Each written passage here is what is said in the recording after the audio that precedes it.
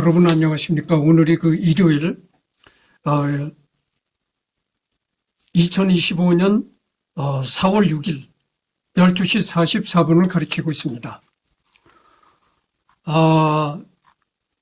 정전협정에 관해서 할 차례죠. 정전협정에 관해서 이제 하고 있는데, 정식 명칭 한국어 국제연합군 총사령관을 일방을 하고 조선인민군 최고사령관 및 중국인민지원군 사령원을 다른 일방으로 하는 한국군사정전에 관한 협정이다. 이렇게 되어 있습니다. 대한민국은 당시 협정의 체결 주체가 아니었기 때문에 협정 전문에 적혀있는 한국어의 표기법은 북한식 표기법이다. 여러분, 그 정전협정에 이승만 사인이 들어가질 않았습니다. 북한에는 이제 김일성 사인이 들어갔거든요. 근데 대한민국은 이승만 사인이 들어가질 않았습니다. 그게 왜냐면은 전번 시간에도 내가 얘기를 했지만 이승만이는 그 6.25 전쟁이 벌어지자 국군 통수권을 유엔군 총사령관의 메가더한테 넘겼던 것입니다. 그래가지고 그 휴전협정에, 종전협정에 그 이승만이가 사인이 안 된 겁니다. 그래서 지금도 얘기가 나오잖아요. 지금도 뭐 전자권 뭐 전환을 자꾸 그런 얘기가 나오잖아요. 그래서 그렇게 된 겁니다. 그리고 두음 법칙이 나오는데, 여기 보면 이런 게 나오잖아요. 국제연합군. 우리는 그냥 국제연합군 그러는데, 국제연합군. 이것이 이제 북한식 한글 표현이죠.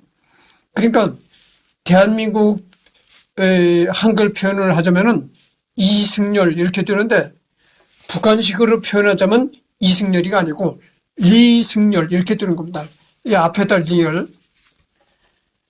그래서 우리나라는 그 한글 그 맞춤법에 두음 법칙이라는 게 있습니다. 그 두음 법칙에 의해서 리얼이라고 쓰지 않고 이응어를 쓰고 있거든요. 근데 북한은 두음 법칙이라는 게 없습니다. 그래가지고 이승열이가 아니고 북한식으로 말을 하자면 리승열 이렇게 리 이렇게 되는 겁니다. 시기적으로 분단 이후 얼마 지나지 않은 시기이기 때문에 1948년에 북한에서 두음 법칙이 폐지된 것을 제외하면 사실상 당대 남북의 표준어 맞춤법이 큰 차이가 있었다고 보기는 어렵다. 사실 한국어본 원본을 보면 띄어쓰기 같은 자잘한 맞춤법은 1933년도 한글 맞춤법 통일안이나 북한의 1948년 조선어 신철자법 기준으로도 다른 부분이 많다. 북한 쪽 표현이지만 조선이 아닌 한국이라는 단어가 나오기도 한다. 여기에서의 한국은 대한민국을 의미하는 것이 아니라 코리아의 역어로서 쓰인 것이다. 남한이나 북한이나 해방 초기 및 6.25 전쟁 직후까지는 한국, 조선을 혼용해서 썼다. 남한에서도 1948년 재헌국회 선거 및 선거 문서의 득표율 명단을 보면 알 수 있듯 조선을 전주이시 조선 왕조가 아니라 코리아라는 의미로 사용한 사례를 많이 찾아볼 수 있다. 그래서 조선민족 청년단, 조선민주당 등등 사실 카이로 선언문에도 장제스가 한국이 아닌 조선의 독립이라고 써놓았다. 애초에 타국에서는 조선이라고 부른다고 북한이라느니 하는 생각은 존재한 적이 없다. 그러다 분단이 심화되면서 상대방이 정식 국명으로 쓰고 있는 명칭을 서로 터부시해 나간 것이다.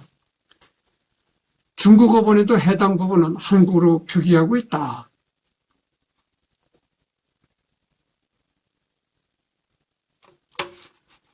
가장 크게 구분되는 특징은 국한문 혼용체를 쓰지 않았다는 점. 당시 남한은 국한문 혼용체를 사회 전반에 쓰고 있었으나 북한은 이때부터 이미 한글 전용으로 쓰고 있었고 협정문 원문에도 타자기로 한글로만 적혀있다. 당시 국한문 혼용체를 썼던 대한민국 기준으로 정식 명칭을 적어본다면 국제연합군 총사령관을 일방으로 하고 조선인민군 최고사령관 및 중국인민 지원군 사령관을 다른 일방으로 하는 한국군 사정전에 관한 협정 정도가 될 것이다. 실제로 한국신문에 보도된 정식 명칭도 이랬다. 당시 보도문 그나마도 대한민국 정부가 체결한 것이 아니기 때문에 정부 발표가 아닌 민간 언론사에서 유엔군 대표 측으로부터 전달받아서 보도했다. 여러분, 한문 혼용이냐, 한글 전용이냐 이런 걸 가지고 굉장히 갈등이 벌어졌던 적이 있습니다. 여러분들 지금은 갈등이 어느 갈등입니까? 진보냐 보수냐, 그 다음에 우파냐 좌파냐 이걸 가지고 정치권에서 갈등을 벌이고 사회적으로도 여러 가지 갈등이 벌어지지 않아요. 그런데 예전에는 그런 갈등보다는 이 한문 혼용이냐 한글 전용이냐를 가지고 갈등이 굉장히 심했던 것입니다. 그런데 이 갈등이 말이죠. 지금은 수면 아래로 일시적으로 수면 아래로 내려가 있는 상태예요. 그런데 이 갈등이 완전히 끝난 것이 아닙니다. 언제든지 또다시 한문 혼용이냐 한글 전용이냐를 가지고 갈등이 또다시 벌어질 때가 있으리라고 난 생각합니다. 그래서 현재는 어떻게 됩니까? 현재는 학교에서 그러니까 중학교 과정에서 900자를 가르치고 고등학교 과정에서 900자를 가르친다. 그래서 총 중고등학교 과정을 거치면 총 1800자의 한자를 배우게 돼 있다. 이렇게 돼 있단 말이에요. 그러나 그것은 형식적인 호울 뿐이고 실제로 보면은 중고등학교에서 한문 시간이 물론 있어요. 한문 시간이 있긴 있는데 한문 공부를 하지 않습니다. 왜냐하면은 한문 공부를 하려면은 중고등학교에서 한문 공부를 본격적으로 하게 만들려면은 대학 입시에 한문 과목이 포함이 되어야 되는 겁니다. 근데 대학 입시에 한문 과목이 없어요. 그러니까 한문 과목이 있긴 한데 한문을 공부를 하잖아요. 안 해요. 한문 공부해봐야 대학 입시에서 아무런 점수를 획득하지 못하는 결과가 생기거든요. 그러니까 한문을 공부 안 하고 국어, 영어, 수학 이것만 죽도록 공부한다 이거죠. 국어, 영어, 수학은 대학 입시에 이제 점수가 점수를 득하는 그런 과목이라서 국어, 영어, 수학 세 개만 아주 그렇게 공부에 파고들지 한문은 전혀 등한시한다는 거죠. 그래가지고 명목상으로는 1800자를 가르치게 되어 있는데 사실상 실질적으로는 한글 전용입니다. 그래서 이 중고등학교 졸업하는 애들은 한문을 거의 몰라요. 한문 과목은 이때 대학 입시 시험에 한문 과목이 대학 입시에 한문이 출제가 안 되기 때문에 홀뿐인 한문 과목은 있지만 공부를 안 한다 이런 얘기. 그래서 이 중고등학교 학생들이 한문을 거의 모릅니다. 우리나라 최고의 대학이라는 서울대학이잖아요. 서울대학 신입생들을 상대로 자기 이름과 자기 부모의 이름을 한자로 써봐라. 이렇게 해서 교수가 이제 백지를 딱 놓아주고 너 이름과 부모 이름을 한자로 써봐라. 이렇게 했더니 부모 이름과 자기 이름을 한자로 쓰는 학생이 10명 중에 4명 정도밖에 안 되더라. 그 말이에요. 그렇게 한자들은 모르는 겁니다.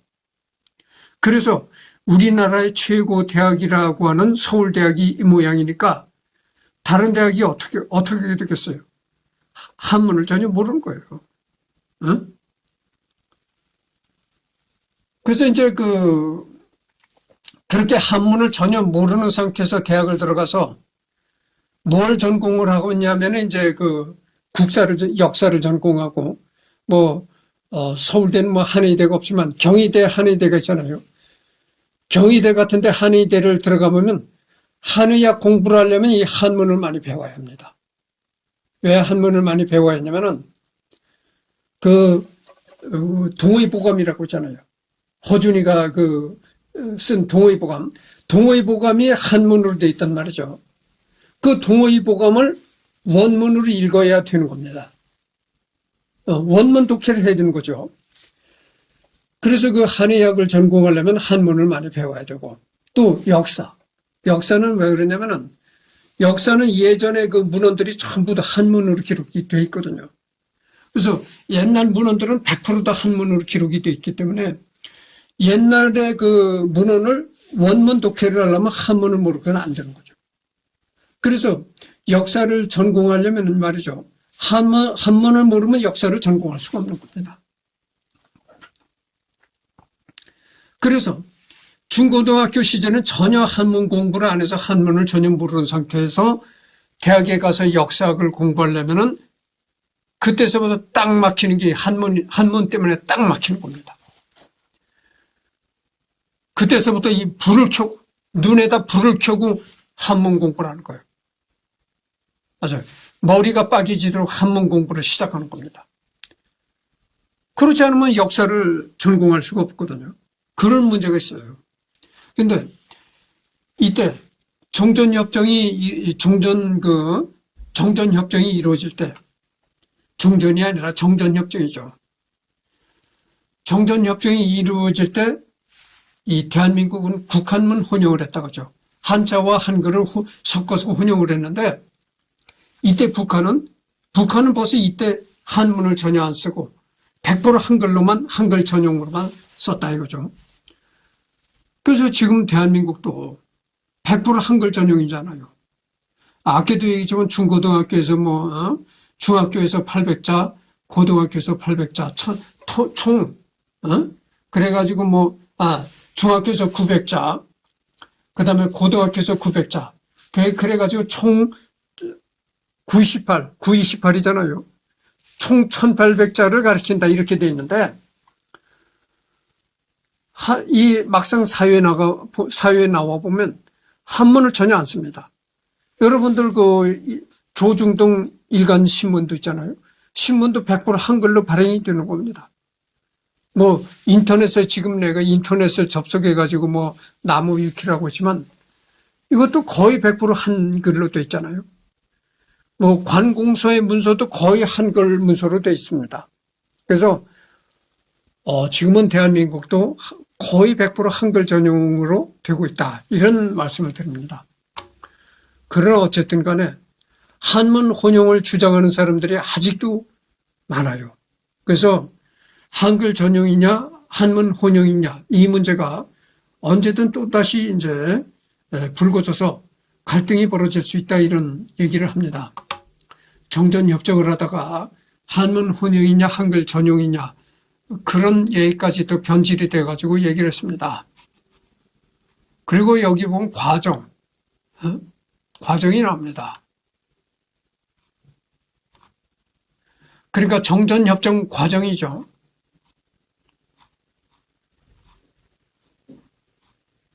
과정. 그 다음에 1951년 6월 정전협정이 논의되다. 중공군 5차 공세를 겪고 난 뒤엔 1951년 6월 유엔군과 조중연합군은 잠깐만요. 조중연합군은 조중이란 건 겁니다. 북한을 조선이라고 했던 거예요. 지금도 그렇잖아요. 지금도 북한은 정식 국호가 뭐냐면은 조선민주주의 인민공화국입니다. 이 조선이란 말을 아직도 북한은 쓰고 있는 거예요. 우리는 조선이란 말을 안 쓰잖아요. 조선이란 말을 쓰는 거는 역사를 얘기할 때나 조선 어쩌고 하는 것이지 전혀 조선이란 말을 쓰질 않습니다. 조중연합군은 그러니까 조중이라는 것은 그거잖아요. 북한과 중국의 연합군은 군사적으로 더 이상 한반도 문제를 해결할 수 없다고 판단하고 협상으로 문제를 해결하려고 했다. 6월 3일 조지 캐넌이 미소회담을 제안하고 6월 23일에는 중공군이 유엔 주재 소련 대사를 통해 호응하면서 휴전회담이 열리게 되었다. 13년을 끌은 겁니다.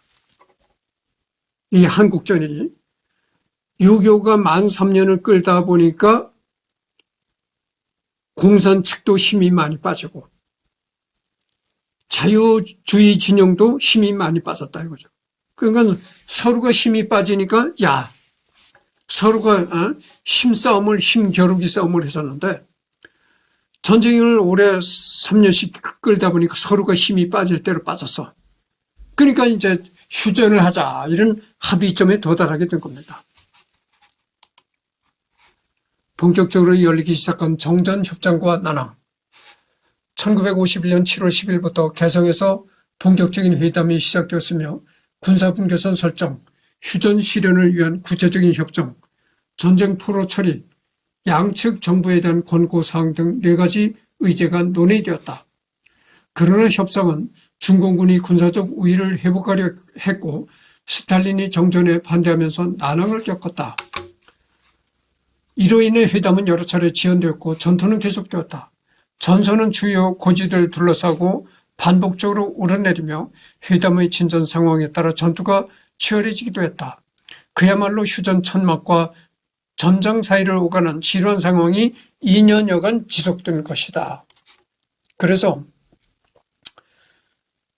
휴전을 하자는 그런 얘기가 2년 전서부터 생겼다는 것이죠. 그러나 서로가 이렇게 의견 충돌이 생기고 그래가지고서는 그 회담이 성과가 이루어지지 못하고 지지부진하게 2년을 끌었다. 그래서 휴전협정이 이렇게 휴전회담이 열리는 가운데서도 전쟁은 계속되고 전투는 계속되었다 이런 얘기입니다.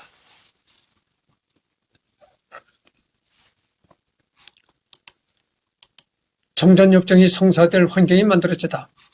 한편 전쟁 포로 문제에서 유엔군은 자유송환을, 공산군은 강제송환을 주장하면서 협상은 오래도록 교착 상태에 빠졌다. 특히 전쟁 포로 문제를 어떻게 취급하느냐. 이런 걸 가지고 계속 의견 충돌이 벌어져서 공산주의 측과 자유진영 측이 휴전의 합의점에 도달하지 못했다는 얘기입니다. 그러니까 유엔군은 자유송환을 주장하고 있고 공산군은 강제송환을 주장했다 이런 얘기입니다. 이런 상황에서 이 2가지 변수가 발생하게 된다. 첫 번째는 1952년 12월 3일 제7차 유엔 총회에서 인도가 제안한 포로 송환에 관한 결의안이 통과된 것이다. 인도가 제안한 결의안의 내용은 체코, 폴란드, 스웨덴, 스위스 등 4개국으로 송환위원회를 구성하여 포로를 120일간 그 위원회에서 설득하여 가고 싶은 곳으로 송환되게 하자는 내용이다. 그러니까 뭐냐면은 자유주의 진영에서는 자유송환을 주장했던 겁니다. 그러니까 그 포로 본인들이 자유세계로 가고 싶다는 사람은 자유세계로 보내고 공산진영이 좋다고 하는 사람은 공산진영으로 되돌려 보내고 이렇게 하자. 그 자유송환을 주장했다는 거죠. 그러나 공산 측에서는 그렇게 나오질 않고 강제송환이죠. 그러니까 인민군 측에서 싸우던 인민군은 자기 의사와는 상관없이 강제로 공산 측으로 돌아가도록 강제송환을 주장했다 이런 얘기입니다. 이에 따라 3월 28일에 공산 측은 휴전회담의 재개를 제의하였고 4월 11일에는 상병포로 교환 협정이 성립되어 20일부터 교환을 시작했다. 또한 4월 26일에는 휴전회담이 재개되어 중립국 감시위원단 구성에 대하여 양쪽은 인도안에 동의하여 즉시 송환을 원하지 않는 포로를 관리하는 중립국으로 인도를 지정하는 데까지 합의하였다. 이렇게 공산 측과 미국 및 유엔 측은 잘 타협하였으나 아직 당사자인 한국이 남아있었다.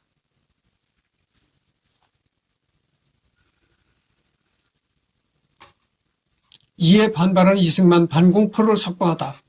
그러나 이승만 대통령은 6월 18일 반공포로를 석방하면서 휴전협정을 방해하려고 했고 이에 공산군은 강력한 공격작전인 7.13 공세를 펼쳐 위기를 맞기도 했다. 이런 이승만을 달래기 위해 미국은 한미 상위 방위조약 체결과 군사적 지원을 약속했으며 해줬다. 그래서 휴전 회담이 포로 송환 문제로 이렇게 자꾸 지연되다 보니까 여기에 반발한 이승만이가 거제도 반공포로 이 수용소로 수용되어 있던 반공포로들을 일방적으로 석방했다고 하죠. 그러니까 이 소식을 한국의 이승만이가 반공포로를 몰래 석방했다. 이런 소식을 미국의 그 아이젠하워 대통령이 듣고서 아이젠하워가 탁자를 쳤다는 거 아닙니까? 이승만이가 나쁜 놈이다. 그래서 이승만이를 납치해가지고 가두자. 그러니까 어디다가 이제 이렇게 감금시키고 미국이 주도권을 잡고 미국이 정전을 시키자. 그래서 이승만 감금 계획까지 이승만을 납치해가지고 대통령으로서 권리를 행사하지 못하게 감금시킬 계획까지 세웠었다 이 말이죠. 그러나 그걸 실행을 안 했다고 봅니다. 그러니까 아이젠하워가 탁자를 땅 치면서 이승만이 나쁜 놈이라고 그랬다는 거죠. 그리고 영국의 처칠 수상은 뭐라고 했느냐. 이승만이가 서방 국가, 우리 자유진영의 서방 국가의 등에다 칼을 꼽았다. 이렇게 처칠이가 말했다는 거예요. 그게 왜 그러냐면은 왜 아이젠하워가 탁자를 땅 치면서 이승만이 나쁜 놈이라고 했냐면은 이 휴전협정이라는 게 그 서로가 포로 교환하자는 그런 조건하에서 휴전협정이 이루어지고 있는 거거든. 그런데 이승만이가 포로를 자기 마음대로 이렇게 풀어놨었으니까 산통을 깼다 이거죠. 속된 말로. 그러니까 휴전협정이 무르익어 가는데 그런 무르익어 가는 휴전협정에 찬물을 끼얹었다. 이승만이가. 그러니까 어떻게 되겠어요?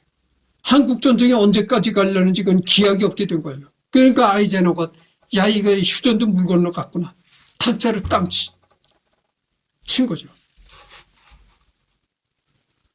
그렇게 이승만이가 자꾸 이렇게 다 된 밥에 재를 뿌리고 나오니까 이승만이를 원래는 납치해서 감금시키려고 했었는데 그러지는 못하고 이승만이를 달래는 그런 조건을 내세운 게 뭐냐면은 한미 상호 방위 조약을 맺게 됐다.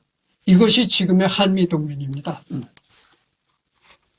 그래서 이제 협정이 체결되다. 모든 당사국들의 요건을 충족하게 되면서 1953년 7월 27일 휴전협정이 체결되어진다. 그래서 미국이 한미 상호 방위 조약이라는 그런 한미 상호 방위 조약 체결이라는 그런 이승만이를 달래는 그런 조건을 내세워가지고 결국은 유교가 휴전되기 이르렀다. 그 정전협정의 내용. 그래서 이제 정전협정 체결 당시 기록 영상 이겁니다. 문서에 이제 기록을 하고 여기서 이제 지켜보는 정전협정 체결 당시 대한뉴스 이렇게 나옵니다.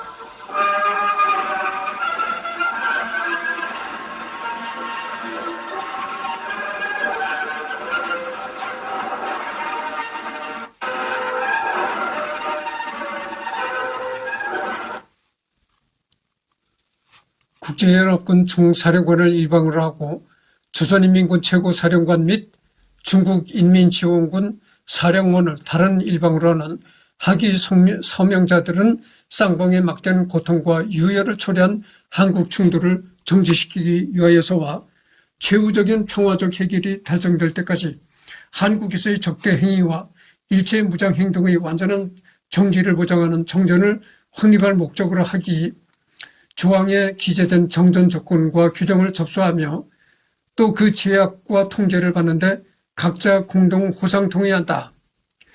이 조건과 규정들의 의도는 순전히 군사적 성질에 속하는 것이며 이는 오직 한국에서의 교전 쌍방에만 적용한다. 정전협정선 한국어. 이렇게 정전협정의 서문이 이렇게 돼 있다 이런 얘기입니다. 이거는 영문으로 이렇게 돼 있고 이거는 한자로 이렇게 돼 있고 그렇죠.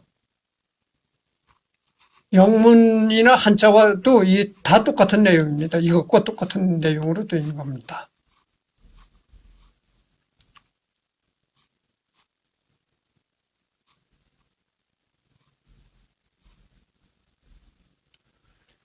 그래서 이 정전협정에 사인한 사람이 이제 김일성이 북한 측 대표로 김일성이 사인했고 중국인민지원군 중국군 대표로 팽덕회가 사인을 했고 유엔 총사령관 미국 육군대장 마크 W 클라크 이렇게 사인을 했던 겁니다. 이승만이가 사인에 빠진 것을 내가 전번에 얘기를 했잖아요. 재론하지 않겠습니다. 이렇게 사인을 한 거죠. 이 협정은 그룹 간의 공식적인 합의로 평화에 대해 이야기하기 위한 특정 시간 동안 전투를 중단하기 때문에 정전이라고 번역한 것은 옳게 된 번역이다. 서원에서 보듯 본 정전협정은 최후적인 평화적 해결이 달성될 때까지 정전을 하는 것을 목적으로 하고 있고 제62조에서 보듯 쌍방이 공통된 수정의사를 보이거나 본 협정을 대체하는 다른 협정이 체결될 때까지 계속 효력을 가진다. 일공 시절 이승만이나 지금의 북한이 계속해서 정전협정의 백지화를 선언하는 것도 한반도 내 무력행위 정지가 국제법으로 통용되고 있기 때문이다. 그러나 일본은 정전협정 자체가 법적으로 전쟁 종료의 의미를 갖지 않고 정전협정의 체결이 당사자들 간의 관계의 정상화를 의미하지는 않으므로 포괄적인 평화협정의 체결을 촉구하기도 한다. 쟁점.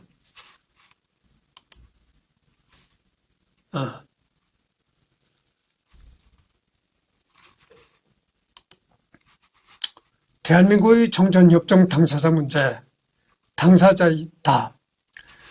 이 전쟁은 유엔군 그리고 미군 한국군과 북한군 중공군 간의 전쟁이었다. 이 때문에 6.25 전쟁 초기에 이승만 대한민국 대통령이 초대 유엔군 사령관이었던 더글러스 맥아더 미 육군 원수에게 대한 대한민국 국군의 작전 통제권을 위임함에 따라 내가 얘기한 게 여기 나오잖아요.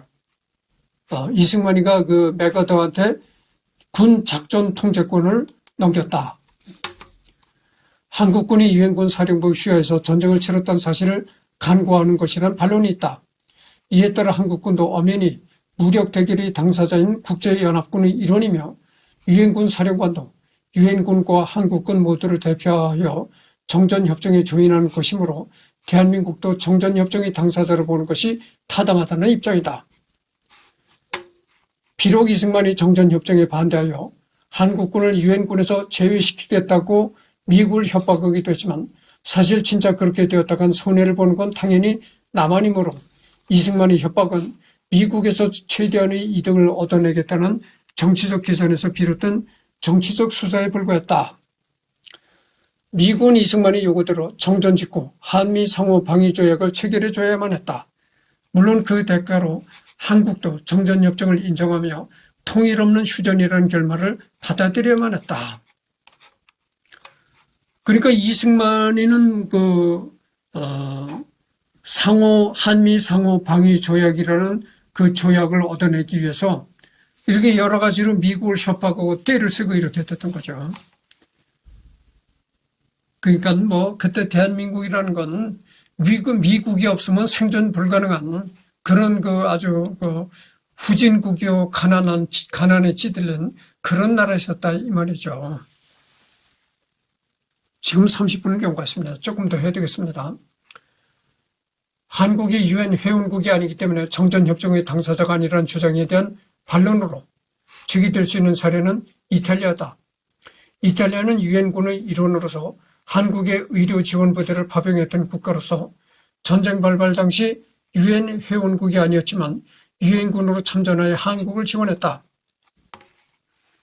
대한민국의 경우에는 전쟁 진행 도중 유엔군의 작전권을 이양하고 정전협정에서 스스로 퇴장했기 때문에 국제법적으로 당사국의 지위를 주장할 수가 없다고 주장되나 전쟁은 유엔군과 조선인민군 플러스 중국인민지원군 간 전쟁이었다. 유엔군 총사령관과 유엔군 대표는 한국과 미국을 포함한 16개 참전국을 대표해서 서명한 것이다. 따라서 한국은 엄연히 정전협정의 당사자이다. 미국도 정전협정 체결 당시 아이젠하워가 정전협정 정문에 서명한 것이 아니다. 정전협정문에 이름을 올린 클라크와 해리스는 유엔을 대표해서 정전협정문에 서명을 한 것이다. 한국군도 유엔군 안에 포함되어 있는 것이다. 정전협정 규정에 따라 1954년 제네바 정치회담에 한국이 참가했을 때 북한을 포함한 공산진영은 한국의 당사자 자격과 관련해 어떤 의의도 제기하지 않은 채 협상을 진행했다. 한국이 정전협정 당사자가 아니라는 주장은 이승만이 한반도 문제의 근본적 해결 없이 체결되는 정전협정에 반대했던 사실을 확대 해석한 것이다. 당시 한국에서는 공산군의 남침으로 시작된 전쟁은 공산주의자들을 압록강 이북으로 밀어내야 끝난다는 생각이 강했으며 최소한 평양 원산만이라도 확보하려고 했다. 당시 평안도 앞바다와 원산 앞바다의 섬들에까지 한국군이 주둔했던 것도 이와 무관치 않았다. 무엇보다 전쟁 책임을 묻지도 못하고 통일도 못한 채 전쟁을 중지할 경우 공산군이 재침할 것이라는 우려가 강했다. 따라서 이승만은 정전협정에 앞서 한미 상호 방위 조약을 끌어내고자 했다.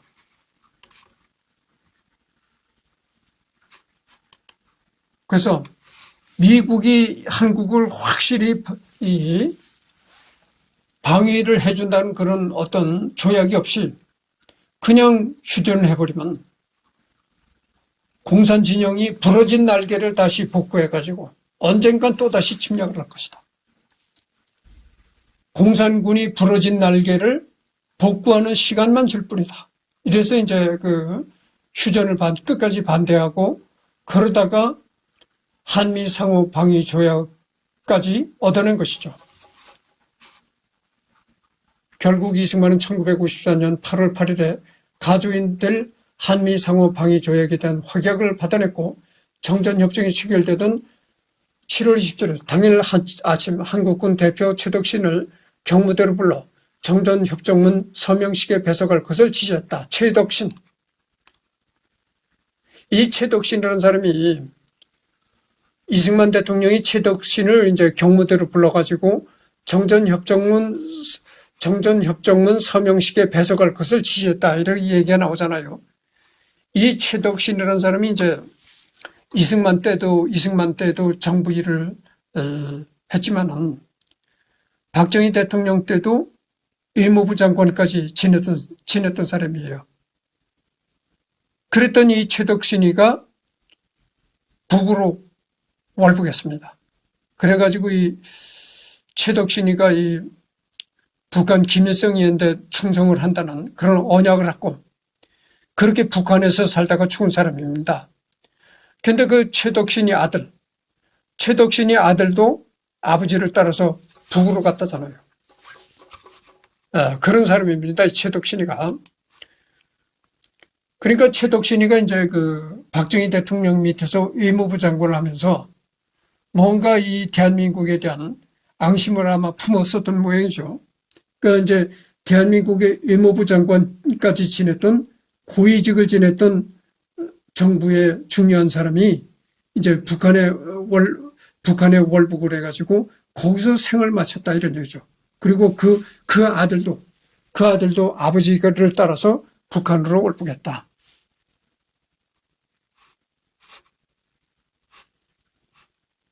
7월 27일 오후 1시 문산의 유엔군 기지에서 서명할 당시 16개국 참전군 대표들과 함께 임석했다. 이후 한국군은 1953년 7월 27일 정전협정문에 따라 전투 행위를 정지했고 현재까지 60년간 정전협정을 준수해온 엄연한 당사자가 되었던 것이다.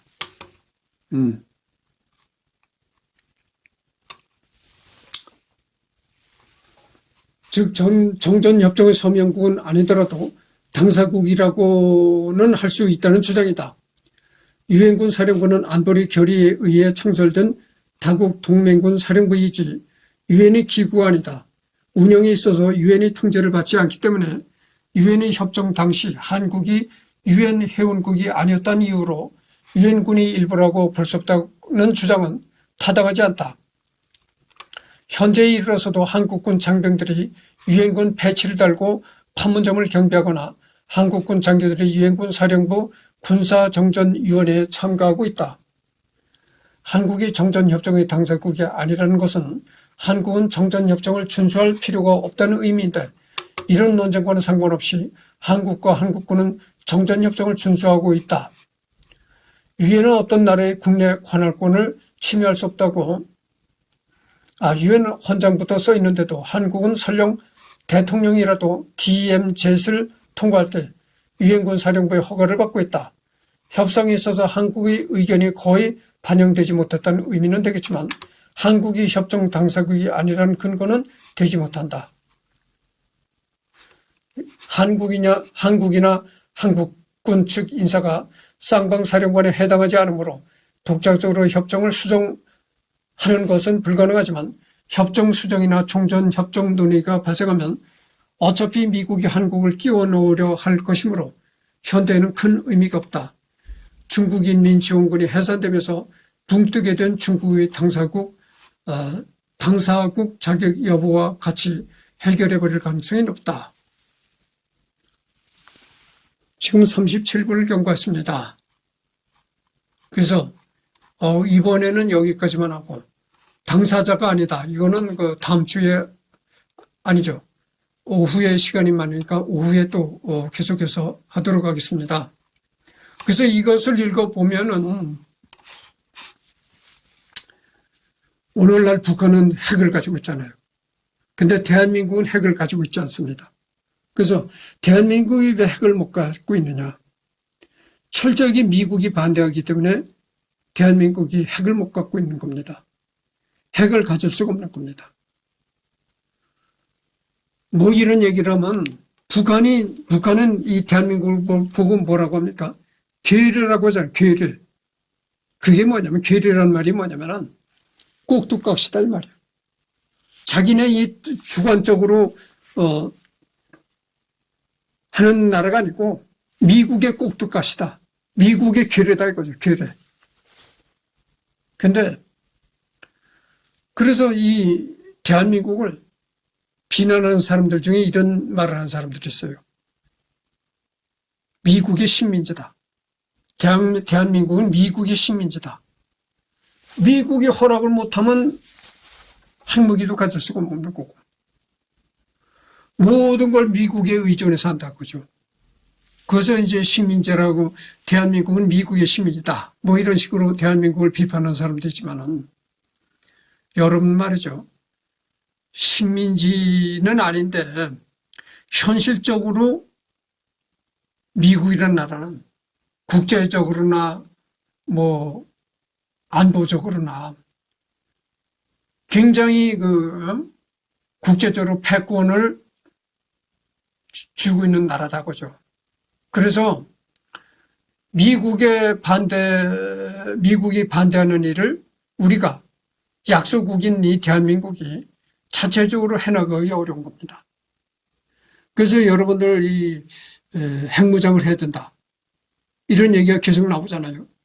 근데 핵무장이라는 게 또 그게 참 어려운 얘기죠. 우리가 핵무장을 하게 되면 말이죠. 북한과 똑같이 살게 될 우려가 있어요. 수출 다 끊어지죠.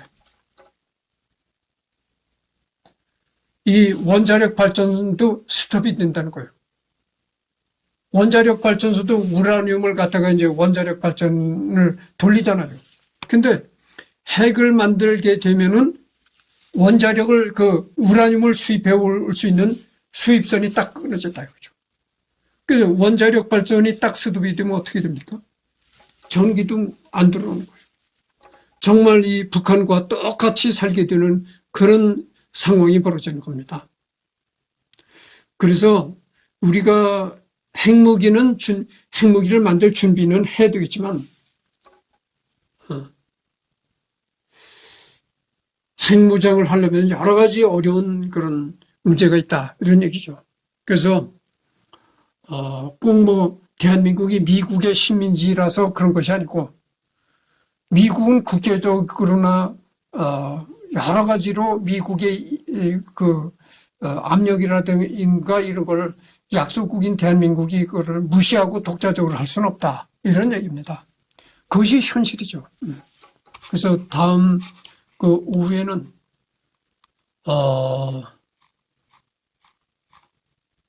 여기서부터 하도록 하겠습니다. 중국의 정전협정의 당사자 문제.